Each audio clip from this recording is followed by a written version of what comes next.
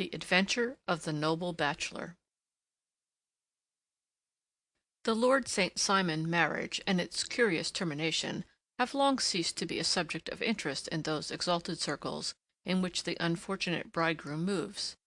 Fresh scandals have eclipsed it, and their more piquant details have drawn the gossips away from this 4-year-old drama. As I have reason to believe, however, that the full facts have never been revealed to the general public, and as my friend Sherlock Holmes had a considerable share in clearing the matter up, I feel that no memoir of him would be complete without some little sketch of this remarkable episode. It was a few weeks before my own marriage, during the days when I was still sharing rooms with Holmes in Baker Street, that he came home from an afternoon stroll to find a letter on the table waiting for him. I had remained indoors all day, for the weather had taken a sudden turn to rain, with high autumnal winds, and the Jezail bullet which I had brought back in one of my limbs as a relic of my Afghan campaign throbbed with dull persistence. With my body in one easy chair and my legs upon another, I had surrounded myself with a cloud of newspapers until at last, saturated with the news of the day, I tossed them all aside and lay listless, watching the huge crest and monogram upon the envelope upon the table, and wondering lazily who my friend's noble correspondent could be. "Here is a very fashionable epistle," I remarked as he entered. "Your morning letters, if I remember right, were from a fishmonger and a tide-waiter." "Yes, my correspondence has certainly the charm of variety," he answered, smiling, "and the humbler are usually more interesting. This looks like one of those unwelcome social summonses which call upon a man either to be bored or to lie." He broke the seal and glanced over the contents. "Oh, come, it may prove to be something of interest, after all. Not social, then?" "No, distinctly professional." "And from a noble client, one of the highest in England. My dear fellow, I congratulate you. I assure you, Watson, without affectation, that the status of my client is a matter of less moment to me than the interest of his case. It is just possible, however, that that also may not be wanting in this new investigation. You have been reading the papers diligently of late, have you not?" "It looks like it," said I ruefully, pointing to a huge bundle in the corner. "I have had nothing else to do." "It is fortunate, for you will perhaps be able to post me up. I read nothing except the criminal news and the agony column. The latter is always instructive. But if you have followed recent events so closely, you must have read about Lord St. Simon and his wedding?" "Oh, yes, with the deepest interest." "That is well. The letter which I hold in my hand is from Lord St. Simon. I will read it to you, and in return you must turn over these papers and let me have whatever bears upon the matter. This is what he says: "My dear Mr. Sherlock Holmes, Lord Backwater tells me that I may place implicit reliance upon your judgment and discretion. I have determined, therefore, to call upon you and to consult you in reference to the very painful event which has occurred in connection with my wedding. Mr. Lestrade of Scotland Yard is acting already in the matter, but he assures me that he sees no objection to your co-operation, and that he even thinks that it might be of some assistance. I will call at 4 o'clock in the afternoon, and should you have any other engagement at that time, I hope that you will postpone it, as this is a matter of paramount importance. Yours faithfully, St. Simon." It is dated from Grosvenor Mansions, written with a quill pen, and the noble lord has had the misfortune to get a smear of ink upon the outer side of his right little finger, remarked Holmes as he folded up the epistle. "He says 4 o'clock. It is 3 now. He will be here in an hour. Then I have just time, with your assistance, to get clear upon the subject. Turn over those papers and arrange the extracts in their order of time, while I take a glance as to who our client is." He picked a red-covered volume from a line of books of reference beside the mantelpiece. "Here he is," said he, sitting down and flattening it out upon his knee. "Lord Robert Walsingham de Vere St. Simon, second son of the Duke of Balmoral. Hum. Arms, azure. 3 caltrops in chief over a fess sable. Born in 1846. He's 41 years of age, which is mature for marriage. Was under-secretary for the colonies in a late administration. The Duke, his father, was at one time secretary for foreign affairs. They inherit Plantagenet blood by direct descent, and Tudor on the distaff side. Ha! Well, there is nothing very instructive in all this. I think that I must turn to you, Watson, for something more solid. I have very little difficulty in finding what I want, said I, for the facts are quite recent, and the matter struck me as remarkable.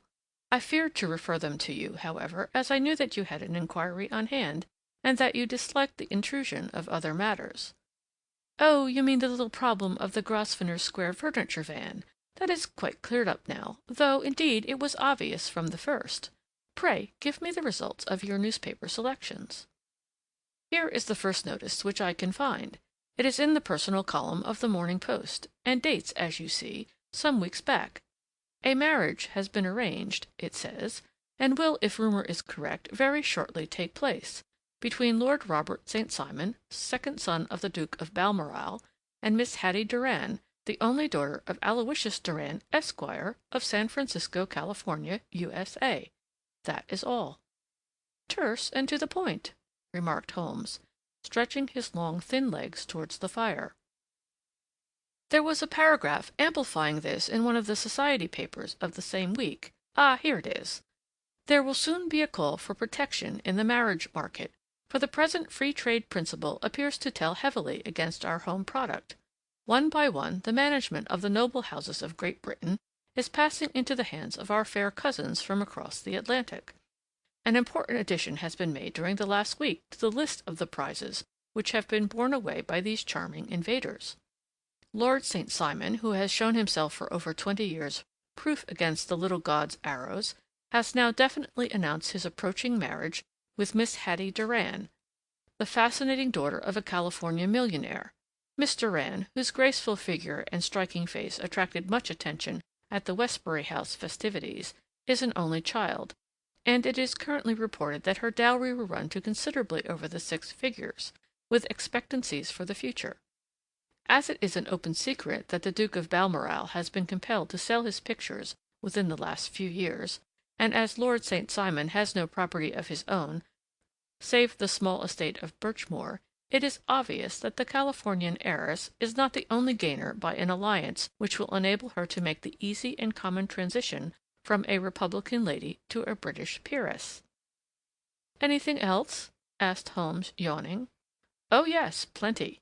Then there is another note in the Morning Post to say that the marriage would be an absolutely quiet one, that it would be at St. George's, Hanover Square, that only a half a dozen intimate friends would be invited, and that the party would return to the furnished house at Lancaster Gate, which has been taken by Mr. Aloysius Doran. 2 days later, that is, on Wednesday last, there is a curt announcement that the wedding had taken place, and that the honeymoon would be passed at Lord Backwater's place near Petersfield. Those are all the notices which appeared before the disappearance of the bride. Before the what? asked Holmes with a start. The vanishing of the lady. When did she vanish, then? At the wedding breakfast. Indeed. This is more interesting than it promised to be. Quite dramatic, in fact. Yes, it struck me as being a little out of the common. They often vanish before the ceremony, and occasionally during the honeymoon, but I cannot call to mind anything quite so prompt as this. Pray, let me have the details. I warn you that they are very incomplete. Perhaps we may make them less so. Such as they are set forth in a single article of a morning paper of yesterday, which I will read to you. It is headed, Singular Occurrence at a Fashionable Wedding. The family of Lord Robert St. Simon has been thrown into the greatest consternation by the strange and painful episodes which have taken place in connection with his wedding. The ceremony, as shortly announced in the papers of yesterday, occurred on the previous morning, but it is only now that it has been possible to confirm the strange rumors which have been so persistently floating about. In spite of the attempts of the friends to hush the matter up, so much public attention has now been drawn to it that no good purpose can be served by affecting to disregard what is a common subject for conversation. The ceremony, which was performed at St. George's, Hanover Square, was a very quiet one, no one being present save the father of the bride, Mr. Aloysius Doran, the Duchess of Balmoral, Lord Backwater, Lord Eustace, and Lady Clara St. Simon, the younger brother and sister of the bridegroom, and Lady Alicia Whittington. The whole party proceeded afterwards to the house of Mr. Aloysius Doran at Lancaster Gate, where breakfast had been prepared.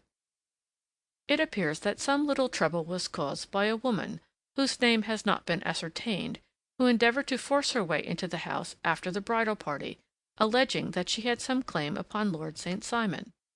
It was only after a painful and prolonged scene that she was ejected by the butler and the footman. The bride, who had fortunately entered the house before this unpleasant interruption, had sat down to breakfast with the rest, when she complained of a sudden indisposition and retired to her room. Her prolonged absence having caused some comment, her father followed her, but learned from her maid that she had only come up to her chamber for an instant, caught up an ulster and bonnet, and hurried down to the passage. One of the footmen declared that he had seen a lady leave the house thus apparelled, but had refused to credit that it was his mistress, believing her to be with the company. On ascertaining that his daughter had disappeared, Mr. Aloysius Doran, in conjunction with the bridegroom, instantly put themselves in communication with the police, and very energetic inquiries are being made, which will probably result in a speedy clearing up of this very singular business. Up to a late hour last night, however, nothing had transpired as to the whereabouts of the missing lady. There are rumors of foul play in the matter, and it is said that the police have caused the arrest of the woman who had caused the original disturbance, in the belief that, from jealousy or some other motive, she may have been concerned in the strange disappearance of the bride. And is that all? Only one little item in another of the morning papers, but it is a suggestive one, and it is that Miss Flora Millar, the lady who had caused the disturbance, has actually been arrested. It appears that she was formerly a danseuse at the Allegro, and that she has known the bridegroom for some years. There are no further particulars, and the whole case is in your hands now, so far as it has been set forth in the public press. And an exceedingly interesting case it appears to be. I would not have missed it for worlds. But there is a ring at the bell, Watson, and as the clock makes it a few minutes after 4, I have no doubt that this will prove to be our noble client. Do not dream of going, Watson, for I very much prefer having a witness, if only as a check to my own memory. Lord Robert St. Simon, announced our page boy, throwing open the door. A gentleman entered with a pleasant, cultured face, high-nosed and pale, with something perhaps of petulance about the mouth, and with the steady, well-opened eye of a man whose pleasant lot it had ever been to command and to be obeyed. His manner was brisk, and yet his general appearance gave an undue impression of age, for he had a slight forward stoop and a little bend of the knees as he walked. His hair, too, as he swept off his very curly brimmed hat, was grizzled round the edges and thin upon the top. As to his dress, it was careful to the verge of foppishness, with high collar, black frock coat, white waistcoat, yellow gloves, patent leather shoes, and light-colored gaiters. He advanced slowly into the room, turning his head from left to right, and swinging in his right hand the cord which held his golden eyeglasses.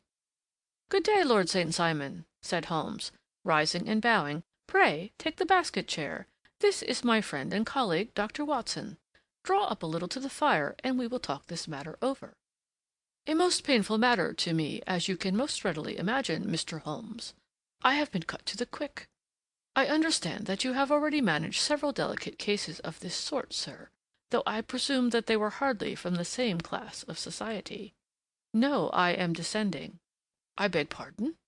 "My last client of the sort was a king." "Oh, really? I had no idea. And which king?" "The King of Scandinavia." "What? Had he lost his wife?" "You can understand," said Holmes suavely, "that I extend to the affairs of my other clients the same secrecy which I promised you in yours." "Of course. Very right, very right. I'm sure I beg pardon. As to my own case, I am ready to give you any information which may assist you in forming an opinion." "Thank you. I have already learned all that is in the public prints, nothing more. I presume that I may take it as correct, this article, for example, as to the disappearance of the bride?" Lord St. Simon glanced over it. "Yes, it is correct as far as it goes." "But it needs a great deal of supplementing before any one could offer an opinion. I think that I may arrive at my facts most directly by questioning you. Pray do so." "When did you first meet Miss Hattie Doran?" "In San Francisco, a year ago." "You were traveling in the States?" "Yes." "Did you become engaged then?" "No." but you were on a friendly footing. I was amused by her society, and she could see that I was amused." "Her father is very rich?" "He is said to be the richest man on the Pacific slope." "And how did he make his money?" "In mining. He had nothing a few years ago, then he struck gold, invested it, and came up by leaps and bounds." "Now, what is your own impression as to the young lady's, your wife's, character?" The nobleman swung his glasses a little faster and stared down into the fire. "You see, Mr. Holmes," said he, "my wife was 20 before her father became a rich man. During that time she ran free in a mining camp, and wandered through woods or mountains, so that her education has come from nature rather than from the schoolmaster. She is what we call in England a tomboy, with a strong nature, wild and free, unfettered by any sort of traditions. She is impetuous, volcanic, I was about to say. She is swift in making up her mind, and fearless in carrying out her resolutions.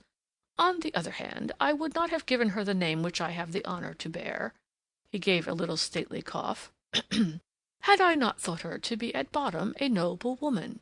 I believe that she is capable of heroic self-sacrifice, and that anything dishonorable would be repugnant to her." "Have you her photograph?" "I brought this with me." He opened a locket and showed us the full face of a very lovely woman. It was not a photograph, but an ivory miniature, and the artist had brought out the full effect of the lustrous black hair, the large dark eyes, and the exquisite mouth. Holmes gazed long and earnestly at it. Then he closed the locket and handed it back to Lord St. Simon. "The young lady came to London then, and you renewed your acquaintance?" "Yes. Her father brought her over for this last London season. I met her several times, became engaged to her, and have now married her." "She brought, I understand, a considerable dowry?" "A fair dowry. Not more than is usual in my family." "And this, of course, remains to you, since the marriage is a fait accompli?" "I really have made no inquiries on the subject." "Very naturally not. Did you see Miss Durand on the day before the wedding?" "Yes." "Was she in good spirits?" "Never better. She kept talking of what we should do in our future lives." "Indeed? That is very interesting. And on the morning of the wedding?" "She was as bright as possible, at least until after the ceremony." "And did you observe any change in her then?" "Well, to tell the truth, I saw then the first signs that I had ever seen that her temper was just a little sharp. The incident, however, was too trivial to relate, and can have no possible bearing upon the case." "Pray let us have it, for all that." "Oh, it is childish. She dropped her bouquet as we went towards the vestry. She was passing the front pew at the time, and it fell over into the pew. There was a moment's delay, but the gentleman in the pew handed it up to her again, and it did not appear to be the worse for the fall. Yet when I spoke to her of the matter, she answered me abruptly, and in the carriage, on our way home, she seemed absurdly agitated over this trifling cause." "Indeed? You say that there was a gentleman in the pew. Some of the general public were present, then?" "Oh, yes. It is impossible to exclude them when the church is open." "This gentleman was not one of your wife's friends?" "No, no. I call him a gentleman by courtesy, but he was quite a common-looking person. I hardly noticed his appearance. But really, I think that we are wandering rather far from the point." Lady St. Simon, then, returned from the wedding in a less cheerful frame of mind than she had gone to it. What did she do on re-entering her father's house? "I saw her in conversation with her maid." "And who is her maid?" "Alice is her name. She is an American, and came from California with her."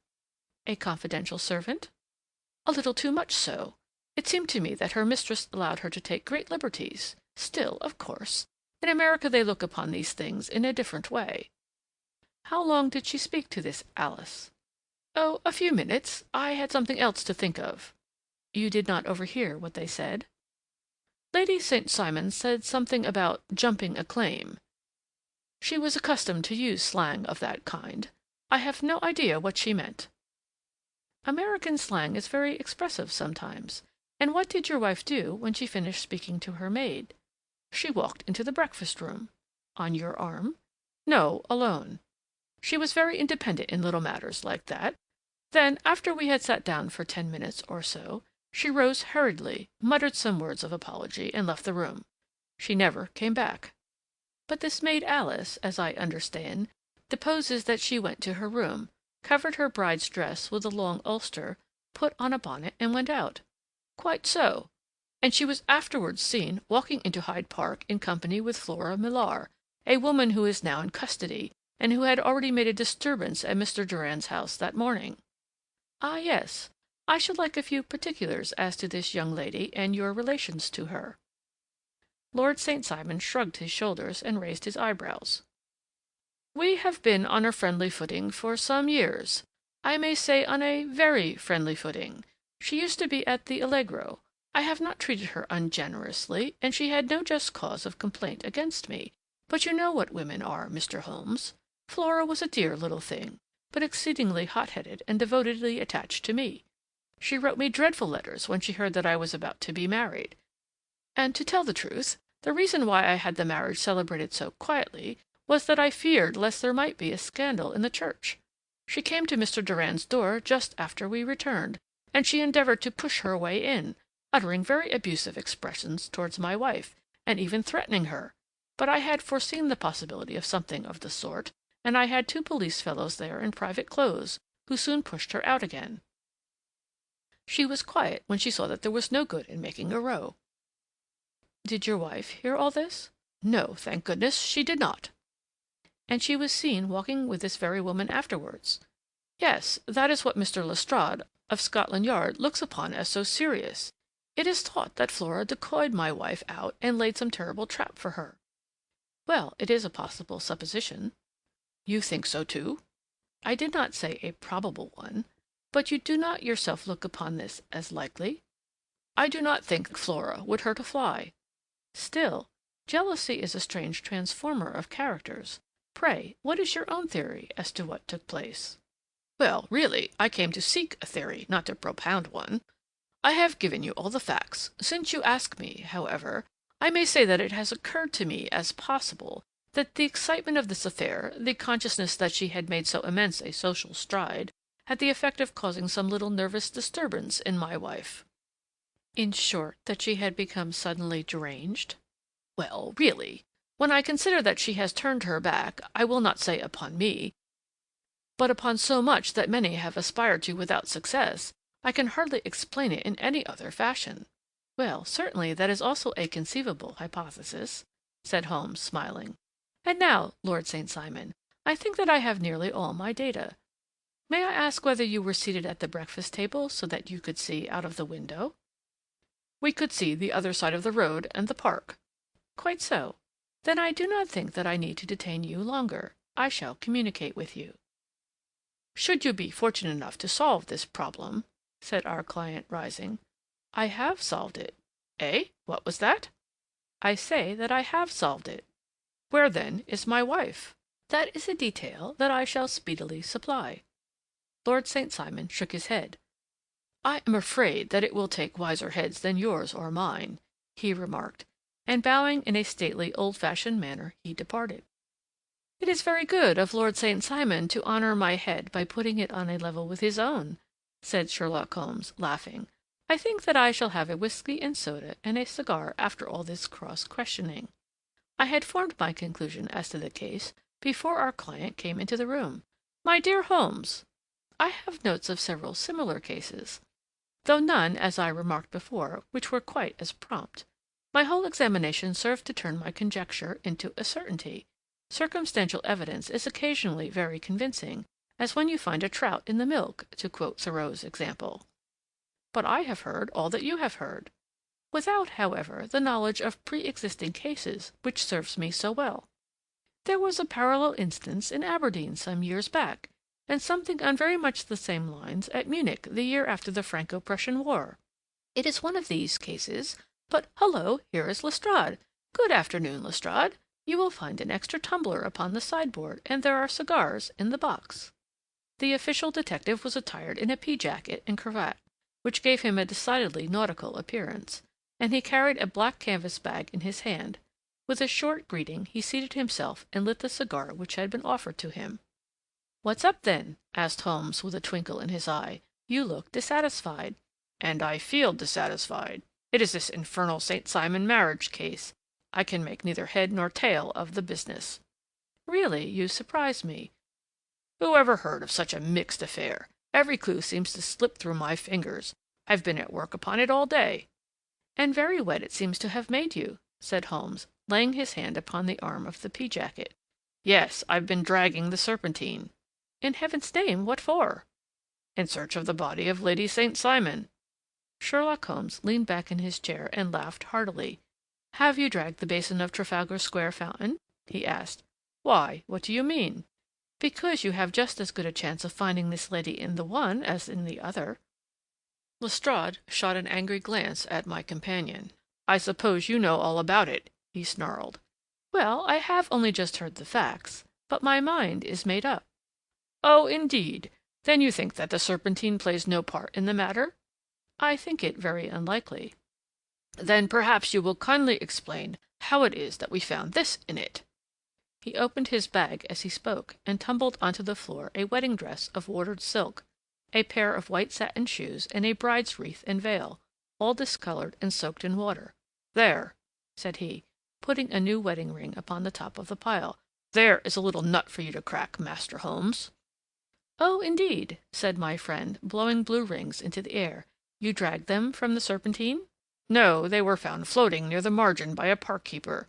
They have been identified as her clothes, and it seemed to me that if the clothes were there, the body would not be far off."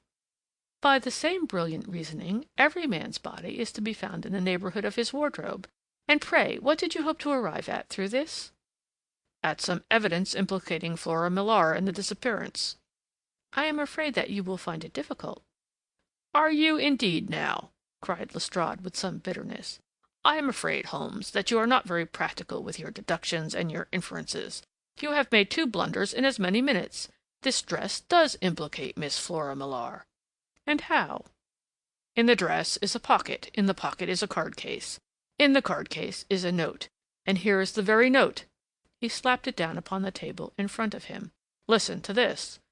'You will see me when all is ready. Come at once. F.H.M.' Now, my theory all along has been that Lady St. Simon was decoyed away by Flora Millar, and that she, with confederates, no doubt, was responsible for her disappearance. Here, signed with her initials, is the very note which was no doubt quietly slipped into her hand at the door, and which lured her within their reach." "Very good, Lestrade," said Holmes, laughing. "You really are very fine indeed. Let me see it." He took up the paper in a listless way, but his attention instantly became riveted, and he gave a little cry of satisfaction. "This is indeed important," said he. "Ha!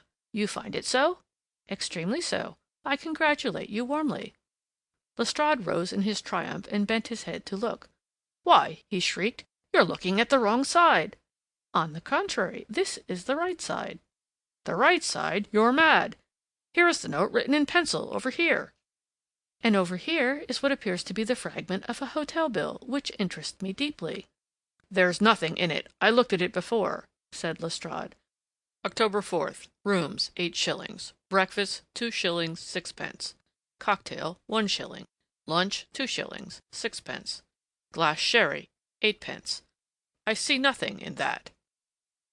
"Very likely not. It is most important all the same. As to the note, it is important also, or at least the initials are, so I congratulate you again." "I've wasted time enough," said Lestrade, rising.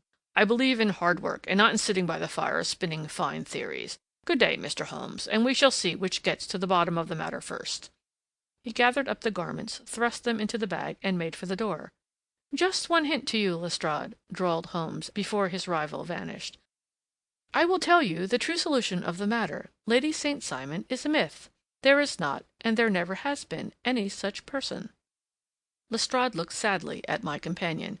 Then he turned to me, tapped his forehead 3 times, shook his head solemnly, and hurried away.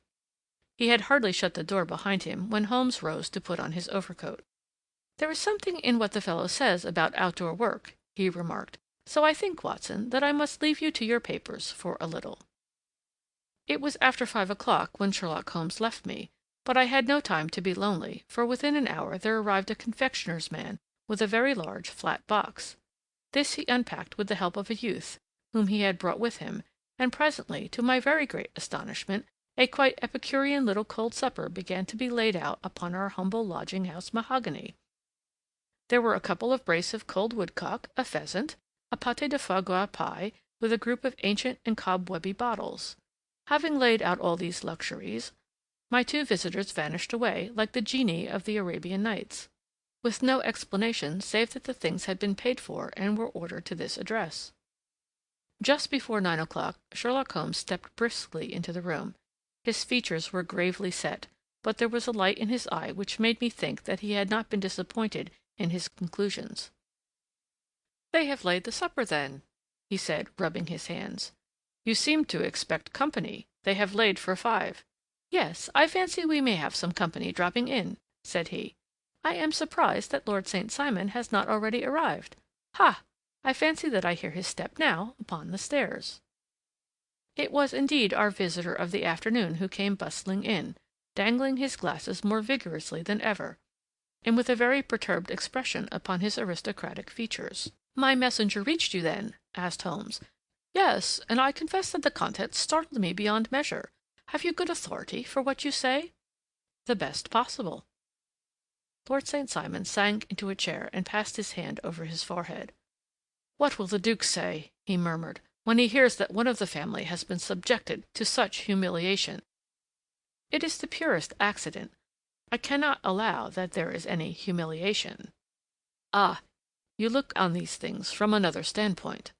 "I fail to see that any one is to blame. I can hardly see how the lady could have acted otherwise, though her abrupt method of doing it was undoubtedly to be regretted. Having no mother, she had no one to advise her at such a crisis." "It was a slight, sir, a public slight," said Lord St. Simon, tapping his fingers upon the table.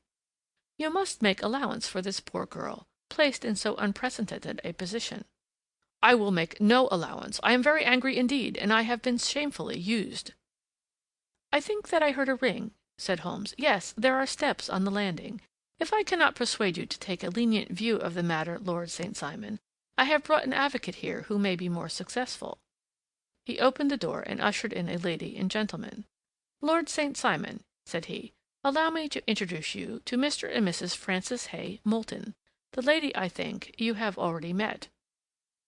At the sight of these newcomers, our client sprung from his seat and stood very erect, with his eyes cast down and his hand thrust into the breast of his frock-coat, a picture of offended dignity. The lady had taken a quick step forward and held out her hand to him, but he still refused to raise his eyes. It was as well for his resolution, perhaps, for her pleading face was one which it was hard to resist.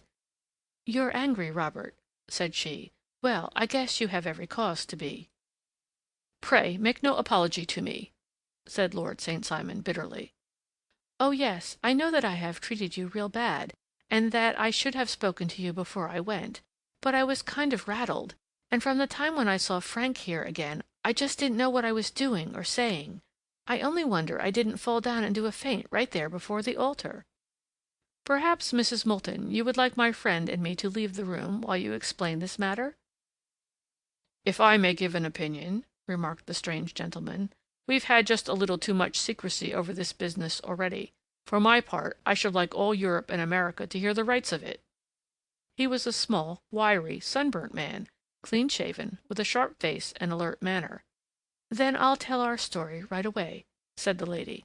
"Frank here and I met in '84 in Maguire's camp near the Rockies, where Pa was working a claim. We were engaged to each other, Frank and I, but then one day father struck a rich pocket and made a pile, while poor Frank there had a claim that petered out and came to nothing. The richer Pa grew, the poorer was Frank, so at last Pa wouldn't hear of our engagement lasting any longer, and he took me away to Frisco. Frank wouldn't throw up his hand, though, so he followed me there, and he saw me without Pa knowing anything about it. It would have only made him mad to know, so we just fixed it all up for ourselves. Frank said that he would go and make his pile too, and never come back to claim me until he had as much as Pa. So then I promised to wait for him to the end of time, and pledged myself not to marry anyone else while he lived. "Why shouldn't we be married right away, then?" said he, "and then I will feel sure of you, and I won't claim to be your husband till I come back." Well, we talked it over, and he had fixed it all up so nicely, with a clergyman all ready and waiting, that we just did it right there, and then Frank went off to seek his fortune, and I went back to Pa. The next I heard of Frank was that he was in Montana, and then he went prospecting in Arizona, and then I heard of him from New Mexico. After that came a long newspaper story about how a miners' camp had been attacked by Apache Indians, and there was my Frank's name among the killed. I fainted dead away, and I was very sick for months after. Pa thought I had a decline, and took me to half the doctors in Frisco. Not a word of news came for a year and more, so that I never doubted that Frank was really dead. Then Lord St. Simon came to Frisco, and we came to London, and a marriage was arranged, and Pa was very pleased. But I felt all the time that no man on this earth would ever take the place in my heart that had been given to my poor Frank. Still, if I had married Lord St. Simon, of course I'd have done my duty by him.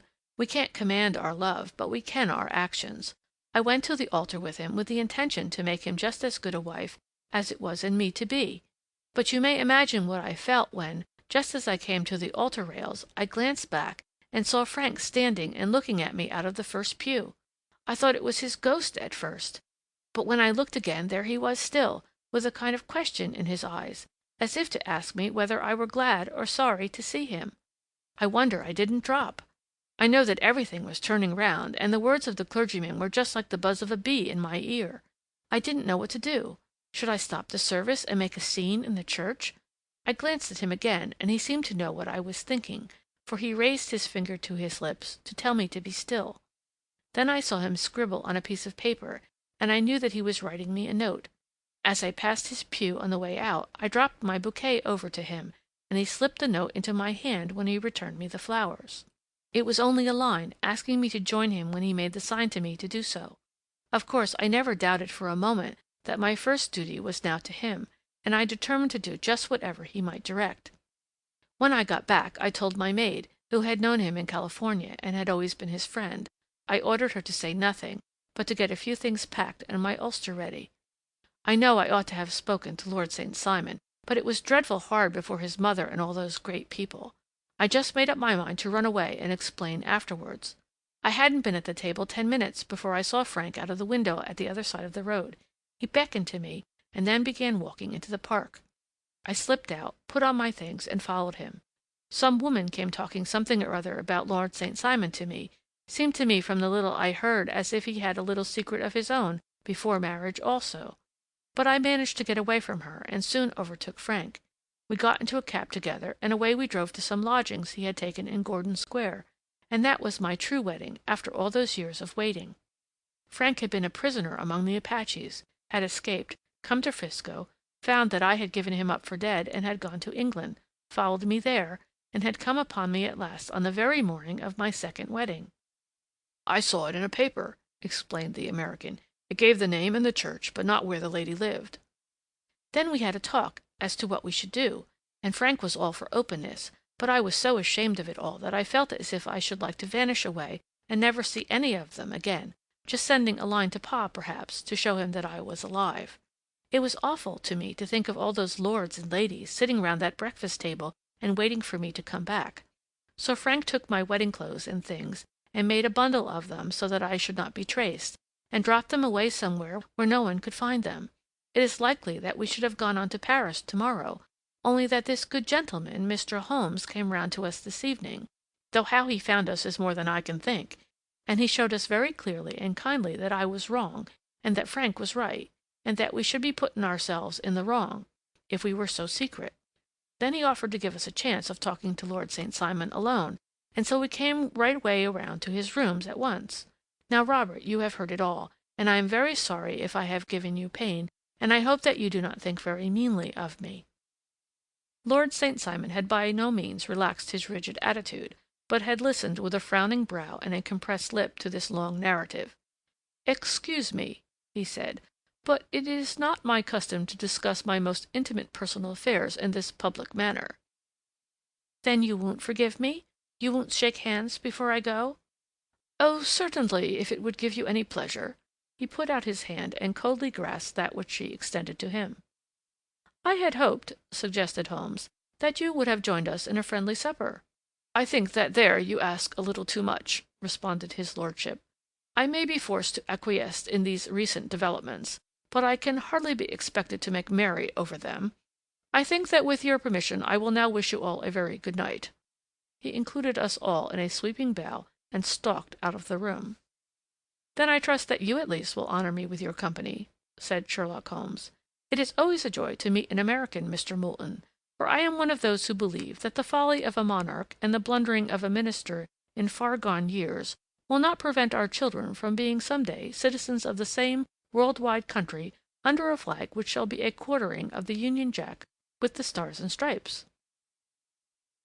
"The case has been an interesting one," remarked Holmes when our visitors had left us, "because it serves to show very clearly how simple the explanation may be of an affair which at first sight seems to be almost inexplicable. Nothing could be more natural than the sequence of events as narrated by this lady, and nothing stranger than the result when viewed, for instance, by Mr. Lestrade of Scotland Yard." "You were not yourself at fault at all, then?" "From the first, two facts were very obvious to me. The one that the lady had been quite willing to undergo the wedding ceremony. The other that she had repented of it within a few minutes of returning home. Obviously, something had occurred during the morning, then, to cause her to change her mind. What could that something be? She could not have spoken to any one when she was out, for she had been in the company of the bridegroom. Had she seen some one, then? If she had, it must be some one from America, because she had spent so short a time in this country that she could hardly have allowed any one to acquire so deep an influence over her that the mere sight of him would induce her to change her plans so completely. You see, we have already arrived, by a process of exclusion, at the idea that she might have seen an American. Then who could this American be, and why should he possess so much influence over her? It might be a lover. It might be a husband. Her young womanhood had, I knew, been spent in rough scenes and under strange conditions. So far I had got before I ever heard Lord St. Simon's narrative, when he told us of a man in a pew, of the change in the bride's manner, of so transparent a device for obtaining a note as the dropping of a bouquet, of her resort to her confidential maid, and of her very significant allusion to claim-jumping, which in miners' parlance means taking possession of that which another person has a prior claim to. The whole situation became absolutely clear. She had gone off with a man, and the man was either a lover or was a previous husband, the chances being in favor of the latter. And how in the world did you find them? It might have been difficult, but friend Lestrade held information in his hands the value of which he did not himself know.